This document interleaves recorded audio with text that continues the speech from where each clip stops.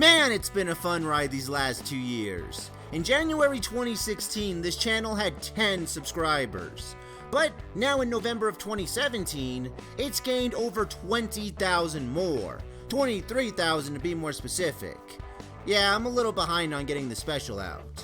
Still though, 20,000 subs is an insane amount. I mean, if you guys were all dollar bills, I'd be able to pay off half of my student loans with you. I just made myself sad.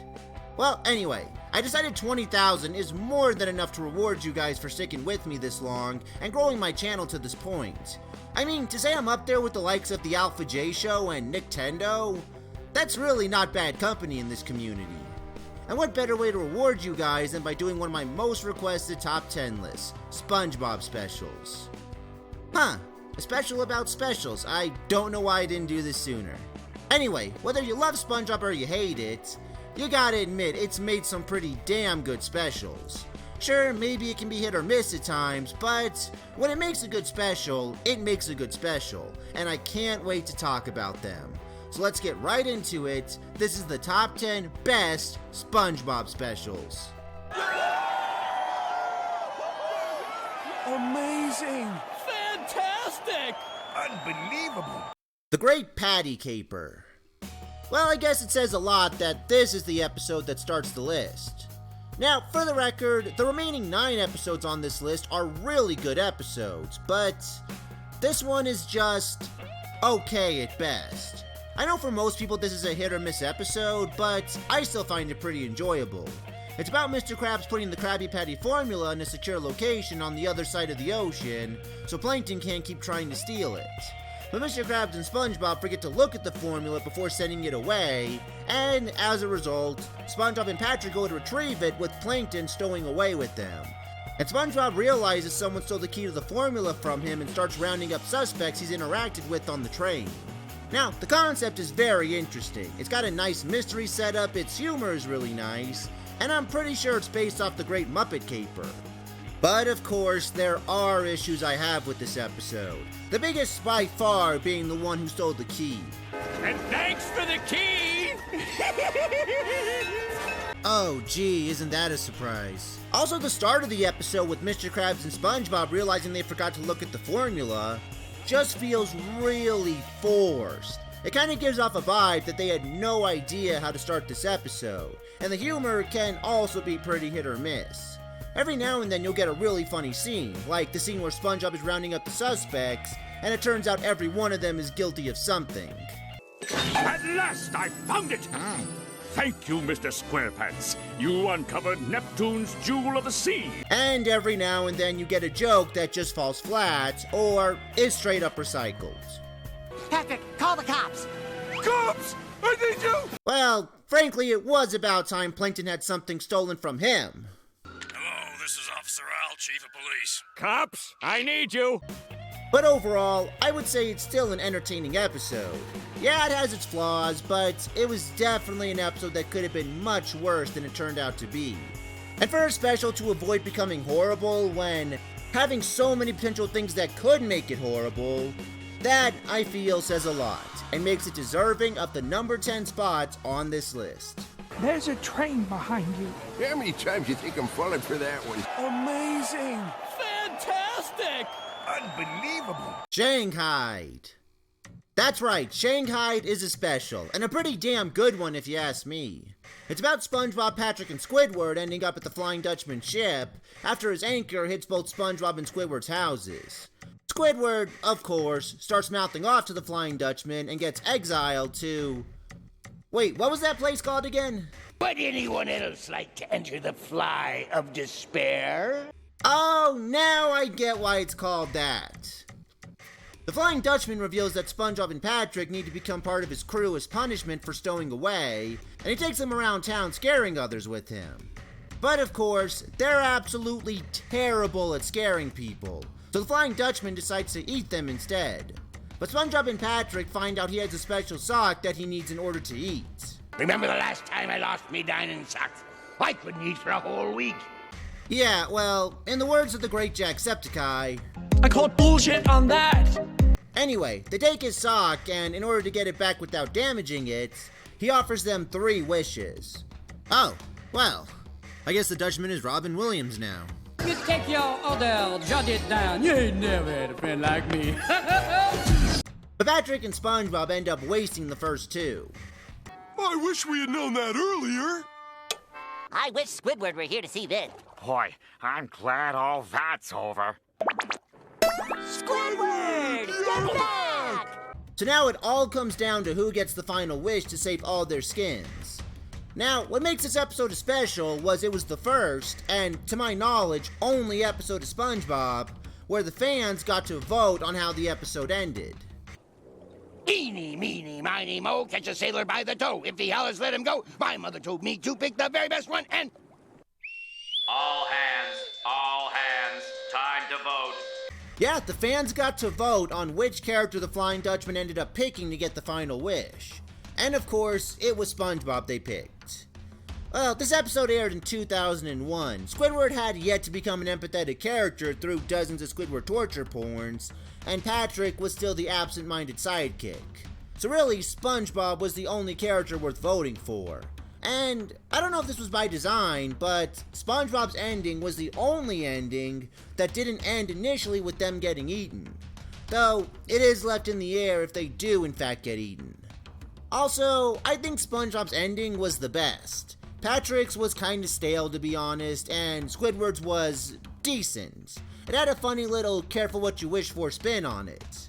And overall, the episode is great. It's so entertaining, it's held up really well over time, and it's even birthed some very memorable moments.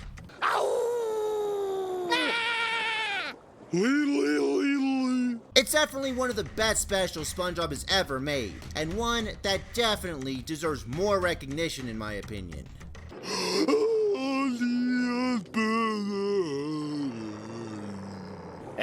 That'll do. Amazing! Fantastic! Unbelievable! Ugh. Now this is an interesting special. It's about Bikini Bottom in prehistoric time, where ancestors of SpongeBob, Patrick, and Squidward, named SpongeGar, Patar, and Squog respectfully, discover fire.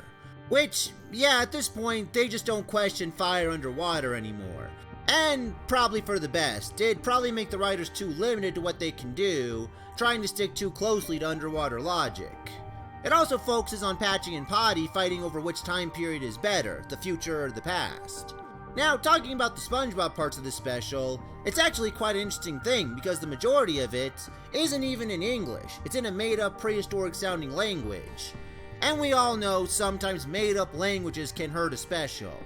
But unlike that pile of crap Star Wars special where you don't know who any of these characters are, and therefore you can't understand what the hell is going on other than they're just groaning at each other, this one, you can still tell what they're saying. First, some words, despite being changed up a little, are still pretty close to the English word they're based on. Ganaga Patar, Ganaga SpongeGar, Dumba Patar. And secondly, and more importantly, despite these being prehistoric versions of the main characters, they still share the same characteristics, so it's easier to understand them, because you know how these characters are, and therefore, you can kind of guess what they're trying to get across. SpongeGar Manaka, no Tabanga Gary Puka, Tabanga Asa Gok or Sailor, Tabanga Do, Tabanga Do. Kabanga do? And that's what I like about pre-movie SpongeBob. These animators actually had a strong understanding of their characters, and clearly knew how to make them understandable no matter what.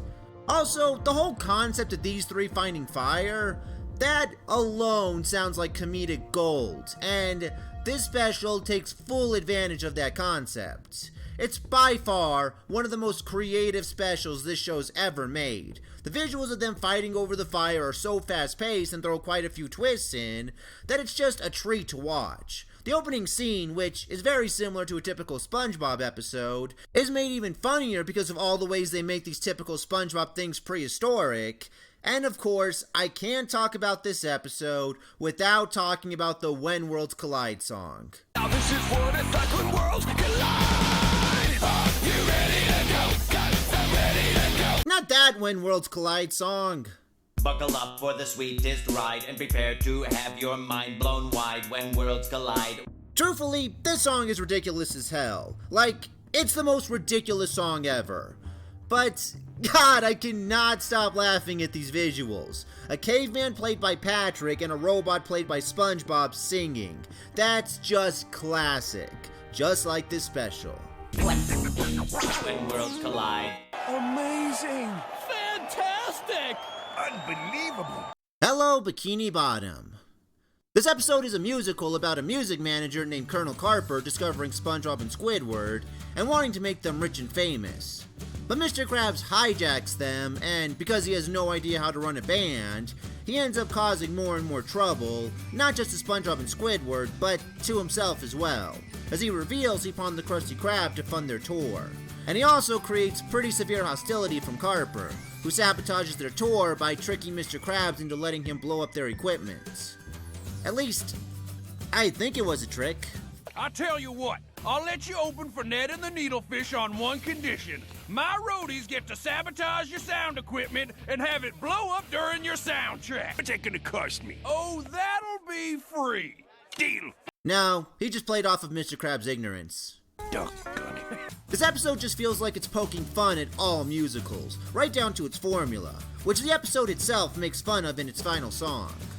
I should probably give up on this giving up today. This is the part where I turn around and play. This is the part where I stand up and play. And yeah, that's another thing I need to talk about. Every single song in this episode is amazing. They're so catchy, they're so well written, they're sung really good. And if you watch my top 10 best SpongeBob songs list, you know I think its final song, Never Give Up, is one of the best SpongeBob songs ever, and that still hasn't changed. In fact, this whole final scene alone is a big reason this episode makes it on the list. It gives you such a warm, fuzzy, satisfying feeling to see everything somewhat work out after all these problems these characters went through. That being said, the absolute biggest reason I love this special is just because of how well it capped off Season 8, the last of the terrible SpongeBob seasons. This episode might be the best metaphor for Season 6 through 8 of SpongeBob. What these characters suffered through just to get their happy ending feels very similar to how most of those fans felt suffering through those seasons. But now, like at the end of this episode, everything is back to normal, and SpongeBob is finally one of the best shows on television again. Damn! These specials can be deep, can't they? Wow, that was actually kind of good. Amazing! Fantastic! Unbelievable! It's a SpongeBob Christmas. Yeah, normally I'd exclude episodes that I've done videos on already, but really, what would I replace the Christmas specials with? Those define great SpongeBob specials. There's just something about them. They just seem to really understand the Christmas feeling and how to capture it while still remaining entertaining and creative. Now, since I've already talked about this episode in great detail, I'm not going to go into great detail here, but I will sum up what I loved about it. I love the animation style, I love the patchy segments, the plot was really well executed, and probably most impressively, this episode didn't feel rushed. Like Hello Bikini Bottom, this was a Season 8 special, and Season 8 had quite a few episodes that felt either rushed or underdone, as they had a much shorter amount of time to do episodes. I don't know if they had more time on this one, but it definitely feels like they did. They didn't shortchange the story, they didn't take any easy routes with the animation, and they managed to capture the Christmas spirit really well. Also, the songs in this special are amazing. They're very catchy, very festive, and still hold up well like any good SpongeBob song should. Bring joy to the world, it's the thing to do. But the world does not revolve around you. Don't be a jerk. It's Christmas. This is one thing SpongeBob always seems to get right: holiday specials. Because trust me, this is not the only holiday special to make this list. Don't be a jerk. It's Christmas. It's Christmas.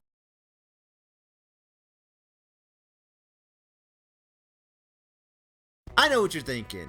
Damn, Jim! That's an awesome Adventure Time shirt. I love that show. Where can I get shirts like that? Well, that, my friend, is easy. From T-Blocks. T-Blocks is a unique t-shirt subscription service that delivers amazing and stylish licensed shirts to your door every month. And that's not limited to just awesome cartoon shirts like this one. A T-Block subscription has categories like anime, Marvel, DC, Disney, Star Wars. Wait, that's still Disney. Video games, HBO. Dude, imagine getting a Game of Thrones or Breaking Bad shirt in the mail. How awesome would that be? But I know what you're thinking. This economy sucks. How much would an awesome t-shirt subscription like that cost per month? Like $15, $20, you know, the actual price of these shirts? Well, as a matter of fact, a T-Block subscription will only cost you $8.99 a month. That's right, roughly half the cost of these shirts. But what, that's still a little too pricey? Well, fear no more. Just use promo code GEMTBX and you'll receive a 10% discount off the entire order. That can be used for the 1, 3, 6, and 12-month plans. Go to T-Blocks now and get yourself a new shirt every month. Come on, we all love awesome new shirts. Now, let's get back to the review. Amazing! Fantastic! Unbelievable! Legends of Bikini Bottom. That's right, the newest SpongeBob special was so good, it belongs in the top 5. What can I say, it seems like 2017 was a good year for Halloween specials. And this one does an excellent job capturing the Halloween spirits. It's about Patrick trying to help SpongeBob get over his fear of Halloween scares by telling him to look at scary things from a humorous perspective. And for the most part, it works. SpongeBob starts enjoying Halloween more than he's ever had before. Also, don't quote me on this, but I think there's a slight little wink to the Robot Chicken SpongeBob skit thrown in here. And if it is a wink, I gotta say, that's fucking awesome. Krabby Patties are people! They're people patties! You're eating people patties! Krabby Patties are made out of crab! But his enjoyment ends up getting the Flying Dutchman's attention, and he tries to scare the hell out of SpongeBob since he doesn't want anyone laughing on Halloween. What follows is some of the most impressive stuff I've ever seen in a SpongeBob special. I said in my Tricked review that one thing about Halloween that I like to see exploited is the creativity you can get from it. And like Tricked, this episode understood that because these designs throughout this whole episode, they're just amazing. They're spooky, they're original, they're kind of funny at times. They're just flawless Halloween designs. And again, like Tricked, there's a nice little song in this special. Now the song sounds nice. It's like a toned down version of This Is Halloween from The Nightmare Before Christmas. When you hear that lonesome ring of chimes that bring the spirits singing, soon your spine is tingling and there's just one thing to say. Only one downside with it though. I can't really make out what they're saying half the time. It gets drowned out by all the other sound effects.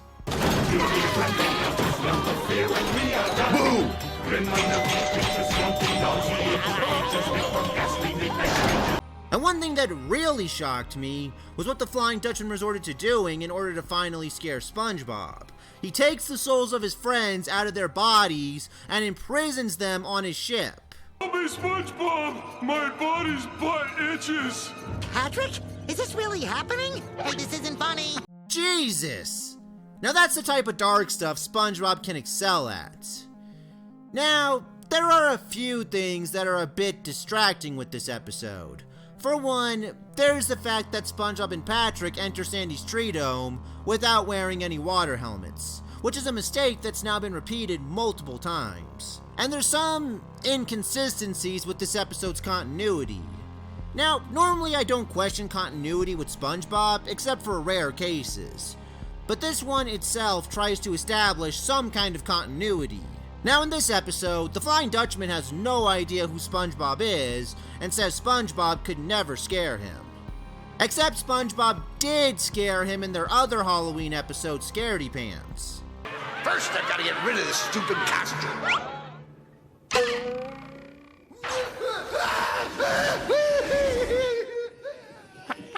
That wouldn't bother me so much if it wasn't for the fact that Plankton directly references the time he went into SpongeBob's brain in the second movie. You've never seen what's inside his brain. I was in there once. It's too terrifying, even for ghosts. Now, I'm not against them doing that at all. In fact, Patchy going into SpongeBob's brain is one of the biggest highlights of this episode. My only question is why they had to keep that continuity, but ignore all the other continuity focused around SpongeBob and Patchy.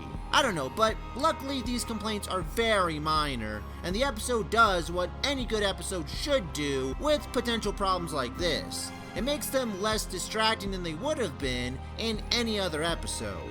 So, I think that says a lot about this special. It's definitely one I'd recommend any Halloween. Amazing!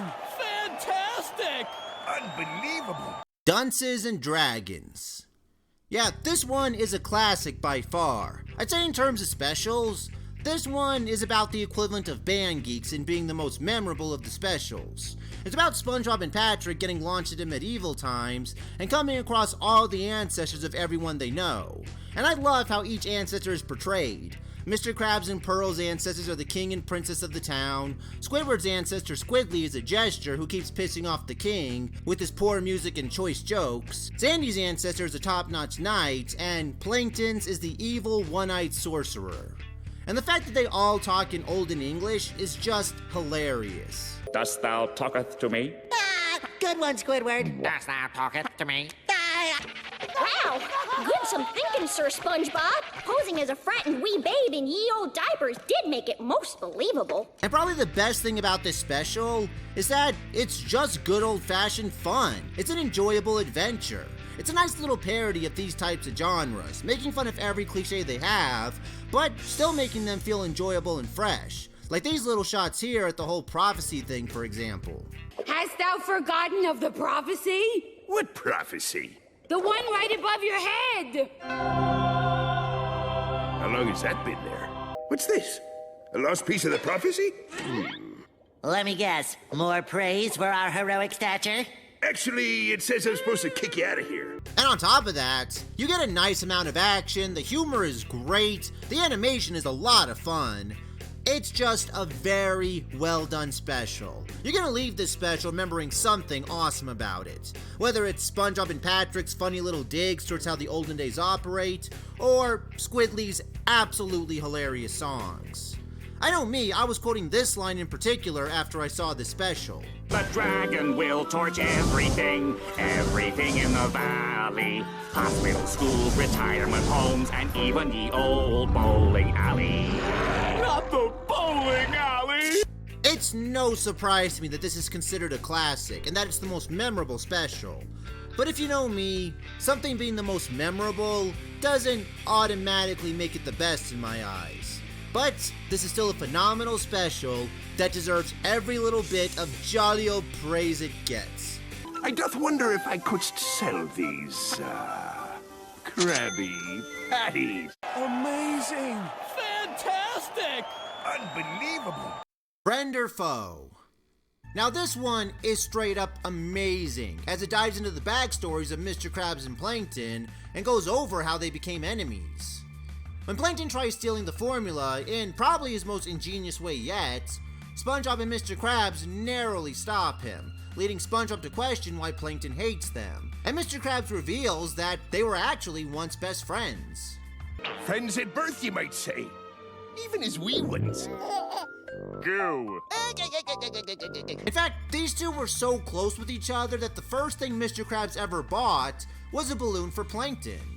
Which, if you know what Mr. Krabs is, the fact that he spent money on anyone but himself is actually pretty shocking. Anyway, it turns out that the two of them are outcasts because of their appearance and or status.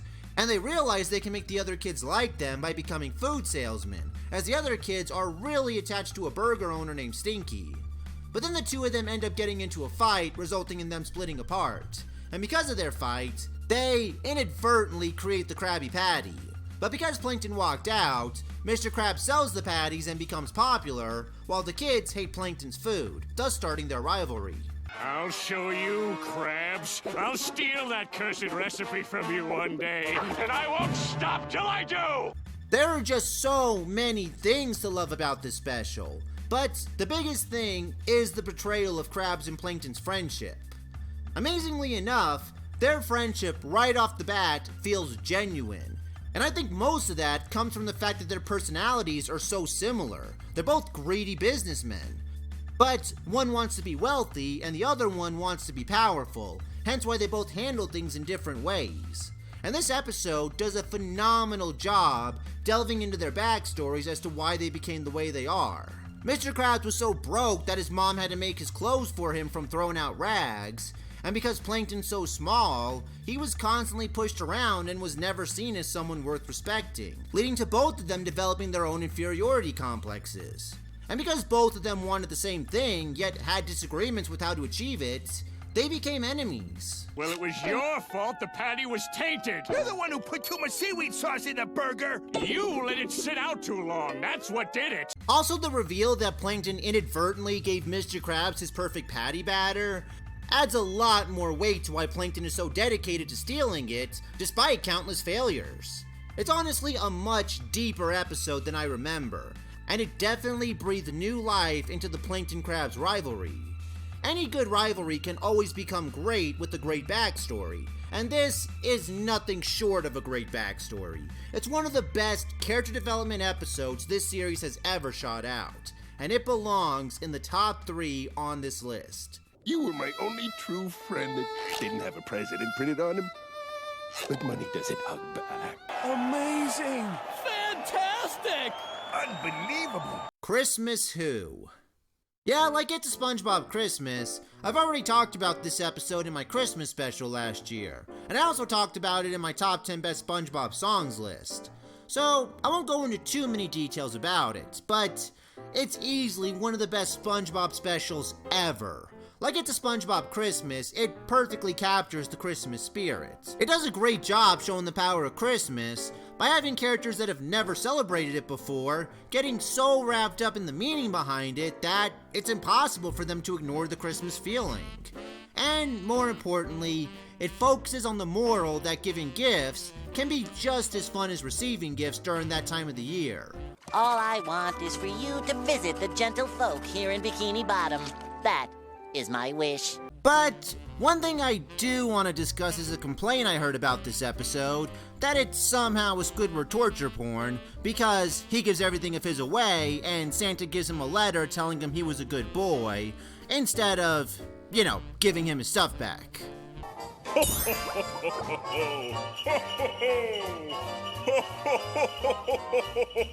Merry Christmas! To be fair, I did kind of make a joke about that myself in that video. But I don't think it's a Squidward torture porn, because Squidward wasn't forced to do any of that. Everything he did was voluntary, and it didn't actually hit him till afterwards what he had done. In a way, I think it's a clever little analogy of Christmas, that once the most bitter, uncaring person in the whole town accepts Christmas, he'll instantly become the nicest, most charitable person in the whole town. Plus, him getting rewarded for doing something like that kind of goes against the whole message the episode was clearly going for, of it's better to give than receive, and instead would have been saying Squidward should be reimbursed for his good deeds, despite him being a jackass for most of the episode. Aww, our first Christmas. Anyway, overall, I still consider this one of the best Christmas specials ever, like right up there with Arnold's Christmas. This is the special from SpongeBob I always get the most excited for, and it's one I always make a habit to watch when Christmas comes around. People always have those habits of what to watch for Christmas, and this is one of mine. This Christmas feels like the very first Christmas to me. Amazing. Fantastic. Unbelievable. Have you seen this snail? Oh, like there'd be any doubt. I haven't been shy about how much I love this episode. I've talked about it in both my top 10 best SpongeBob songs list, and I use it as an example of Dump Done Right in my top 5 worst pre-movie SpongeBob episodes list. It's about SpongeBob getting wrapped up in a Mermaid Man and Barnacle Boy paddleball challenge, and forgetting to feed Gary. He actually becomes hostile at one point towards Gary. So Gary runs away, and SpongeBob doesn't realize he's gone until 10 days later, resulting in SpongeBob going so far out of his way to find Gary, and spiraling into depression while Gary finds a new owner in an old lady. Now, I'll be the first to say that this isn't exactly one of the funniest SpongeBob specials out there, though there are still some pretty classic funny moments. Don't they know I'm busy spoiling myself?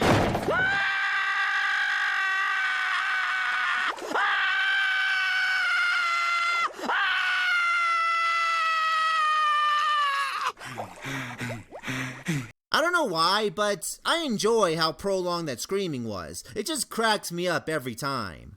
But it not being all that funny isn't an issue at all. This whole episode's point is to show how much Gary means to SpongeBob, and how Gary is more to SpongeBob than just his pet. It's a cautionary tale of how you can't take people you love for granted, because you'll regret it if you ever lose them. And it's impossible to watch this episode without getting hit hard in the feels a little bit. And I can't help but respect it for that. The writers really went out of their way to make sure this episode connected with the viewer on some level, and it's hard not to relate to it in some way, especially when it plays that absolutely heartbreaking song. More than a pet, you're my best friend, too cool to forget. Come back, 'cause we are family, and forgive me for making you wanna roam. God, it's always a 50-50 chance I'm gonna start crying during that song. Gary, come home. This episode is basically the An American Tale of the SpongeBob specials, right down to Gary being right under SpongeBob's nose, and SpongeBob just barely missing him. And when SpongeBob and Gary do reunite, it's the most satisfied I've ever gotten from an episode of SpongeBob. This is what I think of when I think of an absolutely perfect special. It captures something that makes it stand out from all the other episodes of the show. Sure, Dunces and Dragons is funny and creative, and sure, Friend or Foe is a phenomenal character development story, but Have You Seen This Snail is the most relatable episode of all of SpongeBob for me. While I enjoy episodes that can remain funny every time you watch them, I have so much more respect for an episode that manages to remain heart-wrenching and relatable no matter how many times you watch it. And that's why this is my all-time favorite SpongeBob special. So, did you hear any of that, or do I have to repeat myself? Meow. Okay, good. And that'll do it for this list. Again, everyone, thank you so much for getting me to the 20,000 subscriber milestone. I hope you all enjoyed this list, and I hope it was worth the wait, because I know how long some of you have been waiting patiently for it. And it was really nice to look back on some of these specials, and actually see all the effort the writers put into each and every one of them. And it's nice to see that some of these are still remembered so fondly, even today. Anyway, thank you all for watching, and I'll see you in the next review.